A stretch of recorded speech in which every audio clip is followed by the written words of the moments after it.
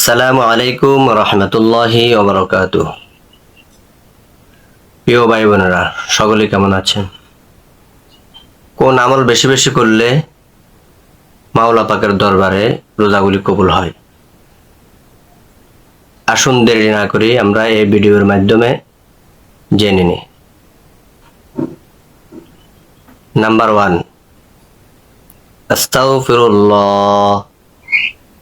আস্তাগফিরুল্লাহ, আস্তাগফিরুল্লাহ।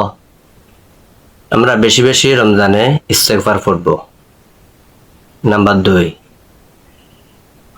আল্লাহুম্মা সাল্লি আলা মুহাম্মাদ।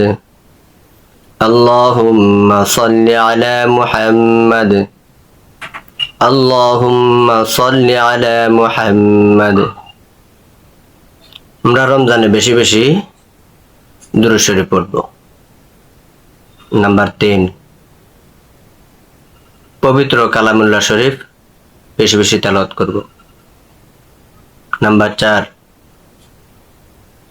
সুবহানাল্লাহ, সুবহানাল্লাহ, সুবহানাল্লাহ, আলহামদুলিল্লাহ, আলহামদুলিল্লাহ, আলহামদুলিল্লাহ, আল্লাহু আকবার, আল্লাহু আকবার, আল্লাহু আকবার, লা ইলাহা ইল্লাল্লাহু মুহাম্মাদুর রাসূলুল্লাহ। আমরা রমজানে বেশি বেশি মাওলা পাকের জিকির করব। নাম্বার 5, জীবনের গুনাহগুলি মাওলা পাকের দরবারে বেশি বেশি ক্ষমা প্রার্থনা করব, বেশি বেশি কান্নাকাটি করব। নাম্বার 6, বেশি বেশি দান সদকা করব।